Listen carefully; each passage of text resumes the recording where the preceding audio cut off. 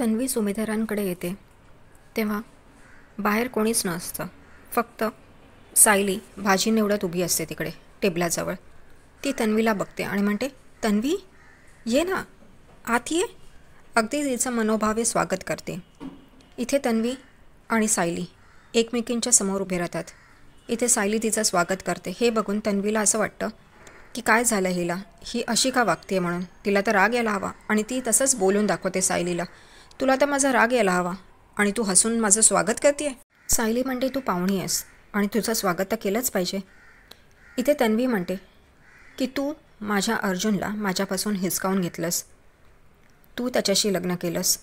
तेव्हा लगेच सायली म्हणते, तो तुझा कधीच नव्हते अर्जुन सर, ते फक्त माझे होते. इथे तन्वीला राग येत असतो सायलीच्या बोलण्यावर आणि त्या दोघींची तू मॅम चालू असते.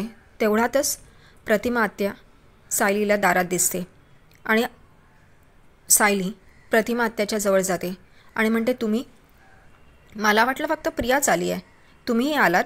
तर ती म्हणते, हो, मी बागेत होते, फुलं बघत होती. आणि तिला खूप आनंद होतो सायलीला प्रतिमा आत्याला बघून. तिला नमस्कार करते आणि त्या दोघींच्या गप्पा सुरू असतात. प्रतिमा विचारते, तू कशी आहेस सायली? ती म्हणते, मी मजेत आहे, तुम्ही कशी आहात? आणि तेवढ्यातच कल्पना तिकडे येते आणि तन्वीला बघते आणि म्हणते, तन्वी तू आलीस, खूप बरं वाटलं. आणि तेव्हा प्रतिमा पण तिकडे येते. इकडे कल्पना त्या दोघींचं स्वागत करते आणि बसायला सांगते. इथे त्या दोघीजणी बसतात. तेव्हा तन्वी आपली नाटकं सुरू करते.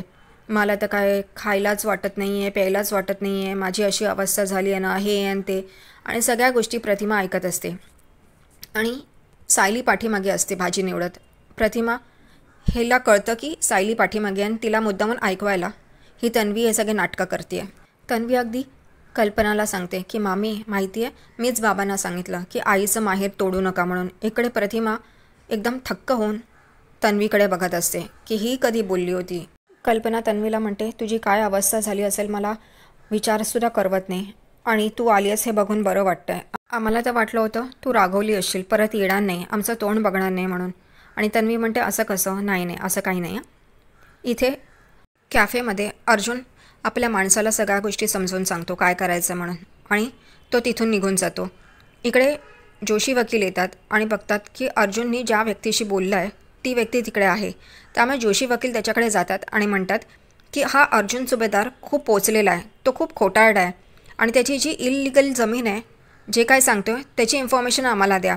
एक माणूस आहे जे तुम्हाला हवं ते तुम्हाला देऊ शकतो.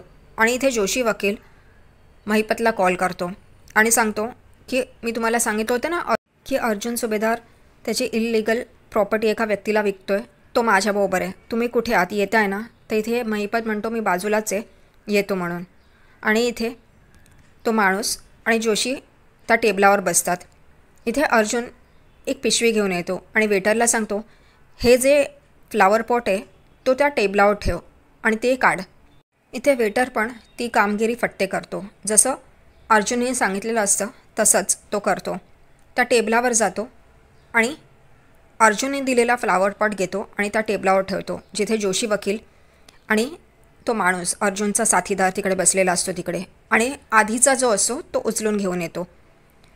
इकडे घरी सुभेदारांच्या मुद्दामून तन्वी कल्पनाचे कान भरत असते की मी कशी चांगली आहे आणि मी कशी तुम्हाला सगळ्यांना मानते आणि तुमच्यावर राग नका धरू म्हणून बाबांना सांगते. अगदी गहीवरून मुद्दामून नाटकं सुरू असतात आणि हे प्रतिमा बघत असते. तिला समजत असते हे काय चाललं आहे म्हणून.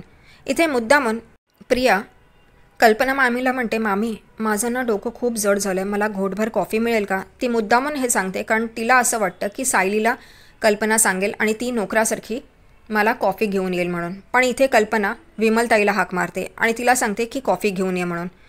इकडे विमलताई म्हणते ठीक आहे म्हणून. लगेचच तिकडे सायली येते आणि म्हणते की प्रतिमा आत्याला तर चहा आवडतो ना, मग मी चहा करते. तेव्हा कल्पना म्हणते ते सुद्धा विमलच करेल. पण प्रतिमा सगळ्या गोष्टी सांभाळून घेते आणि म्हणते, सायलीच्या हातची चव नसेल ना त्या चहाला. आणि इथे सायली म्हणते, मी आत्ता करून आणते. इथे तन्वी आणि कल्पना यांना राग येतो पण प्रतिमा खुश असते. इकडे जोशी वकील, महिपत आणि अर्जुनचा माणूस गप्पा मारत असतात. इथे जोशी वकील महिपतला सांगतो, हाच तो माणूस ज्याच्याशी अर्जुन सुभेदार बोलत होते आणि त्याच्या इल्लिगल प्रॉपर्टीबद्दल डिस्कशन करत होते. इथे महिपत म्हणतो तुम्हाला हवं ते मी देईन, फक्त अर्जुन सुभेदाराची इल्लिगल प्रॉपर्टीबद्दल मला माहिती द्या. इथे तो महिपत विचारतो तुम्ही काय घेणार. तेव्हा अर्जुनचा माणूस म्हणतो मला फक्त दाम सांगा किती द्याल. इथे महिपत म्हणतो वा तुम्ही तर एकदम मुद्द्यावरच आलात. आणि मग महिपत एक बॅग त्याच्यासमोर ठेवतो पैशांची आणि म्हणतो मी पण मुद्द्यावर येतो, हे घ्या आणि आमचं जे प्रोजेक्ट चालू आहे त्याच्यात तुम्हाला 3 BHKचा फ्लॅट देईन आणि तुम्हाला जे हवं ते देईन. तो माणूस तिकडून निघून जातो. इकडे जोशी वकील आणि महिपत बसलेले असतात. ते खुश होतात. त्यांना वाटतं की आपल्याला अर्जुन सुभेदारची इल्लिगल प्रॉपर्टीबद्दल समजलं आहे आणि आपण आता त्याला बरोबर करूया. ते दोघंजणं गप्पा मारत असतात. तेव्हाच त्यांचा विषय निघतो की अर्जुन सुभेदारला आता आपण नेस्तो नाबूद करूया. आणि इथे महिपत म्हणतो माझी मुलगी त्या आरोपावरनं खुनाच्या आरोपावरनं सुटेल. तेव्हा जोशी वकील म्हणतो हो ना, म्हणूनच तर मी मधुकर पाटलांना गंडवतोय आणि त्यांना खोटं सांगतोय. त्यांची बघा आता बेल मी कशी रद्द करतो आणि ते खडी फोडायला आत जातील आणि तुमची मुलगी सुटेल. हे सगळ्या गोष्टी अर्जुनचं फ्लावरपॉट ठेवलेला असतो टेबलावर, त्याच्यात सगळ्या गोष्टी रेकॉर्ड होत असतात आणि हे महिपत आणि जोशी वकिलांना कळत नाही. इथे सायली पोळ्या करत असते. तेव्हाच मुद्दामून प्रिया तिकडे कॉफीचा मग ठेवायला येते आणि ती सायलीकडे बघते. सायलीचं लक्ष नसतं. ती मुद्दामून सायलीकडे येते आणि तिला डिवचत असते की तुझी लायकी तर नोकराणीपेक्षाही बदतर आहे, तुला कोणीच मान देत नाही आहे. हा कप जरी फुटला ना तरी या घरच्या लोकांना वाईट वाटेल, पण तुझं काहीही झालं, मेली खपली तरी कोणी रडणार नाही. असं सगळ्या गोष्टी बोलून सायलीला डिवचत असते. सायली पण तिला उत्तर देते की ही माझी माणसं आहेत, तू कशाला बोलतेस, बघून घेऊ ना आम्ही काय करायचं ते. हे ऐकून तन्वीला राग येतो म्हणून ती मुद्दामून सायलीला सांगते माझा हात पकड. सायली काही पकडत नाही, पण ती जबरदस्ती सायलीचा हात स्वतःच्या हाताभोवती गुंडाळते आणि जो तवा असतो त्याच्यावरती ठेवते आणि आरडाओरडा सुरू करते की सायली माझा हात जाळतीये, सायली मला गरम चटके देतीये, कल्पना मामी वाचव मला, मुद्दामून करते. आणि हे ऐकून कल्पना आणि प्रतिमा तिकडे येतात आणि इथे कल्पना म्हणते काय झालं.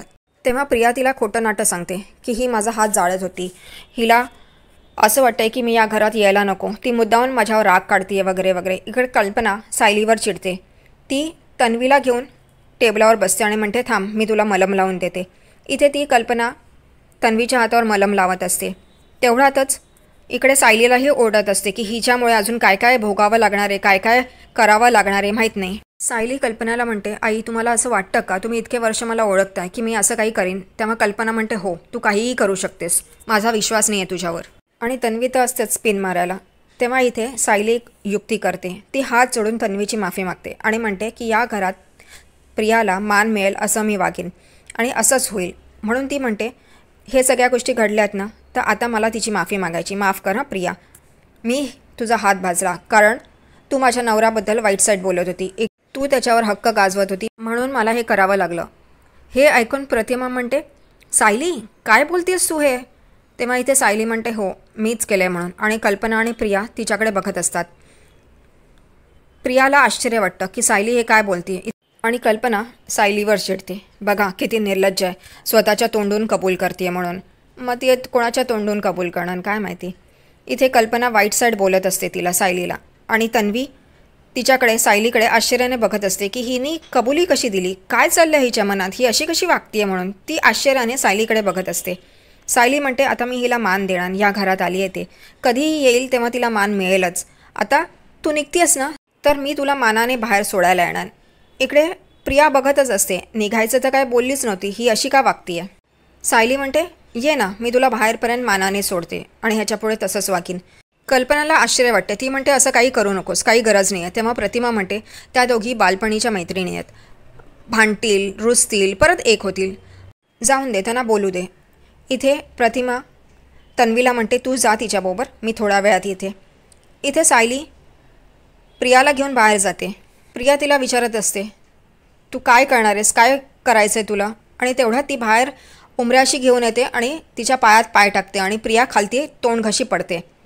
इथे सायली म्हणते तुझी लायकी हीच आहे, तू दरवेळेला तोंड घशी पडतेस पण तरी तुझा माज काही कमी होत नाही, तुला मी अशीच बाहेर काढणार.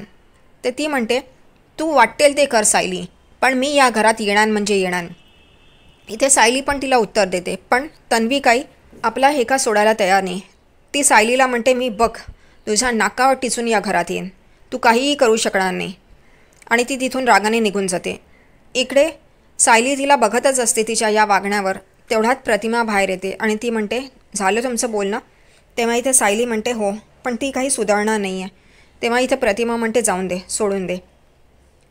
इथे अर्जुन ते रेकॉर्डिंग ऐकत असतो जे जोशी वकील आणि महिपतचं असतं आणि त्याला पुरावा मिळतो. आता तो हा पुरावा घेऊन मधुभाऊंकडे जाईल आणि त्यांना दाखवून देईल की जोशी वकील त्यांना फसवतोय. इकडे पूर्णाजीला कल्पना सगळी हकीकत सांगते की कशी सायलीने तन्वीचा हात भाजला म्हणून. आणि इकडे पूर्णाजी खूप चिडलेली असते. ती म्हणते, मी काय करू आणि काय नाही, मला खूप संताप येतो, राग येतो. तेवढ्यातच सायली जिना उतरून खालती किचनमध्ये जात असते. तेव्हा कल्पना पूर्णाजीला म्हणते, अशा वागण्याची शिक्षा तुम्ही करणार नाहीत, तिला होणार नाहीत? तेव्हा इथं पूर्णाजी म्हणते, हो, होणार. तिने आज किचन वापरायचं नाही. तेव्हा सायली म्हणते, माझा स्वयंपाक अजून बाकी आहे. तेव्हा ती म्हणते, तुम्ही बाहेर खा, कुठेही खा, काहीही करा, उपाशी राहा, पण आज किचन तुला वापरायला मिळणार नाही. सायलीच्या डोळ्यात पाणी येतं. तेवढ्यातच अश्विन तिकडे येतो आणि म्हणतो, काय झालं आहे? तेव्हा कल्पना म्हणते, जाऊन दे, मला या विषयावर बोलायचं नाही आहे. अश्विन म्हणतो, तन्वी आलेली इकडे? ती म्हणते, हो, पण सोड, आता मला ते गोष्टी आठवायच्या नाही आहेत म्हणून. आणि इथे सायलीच्या डोळ्यात पाणी असतं.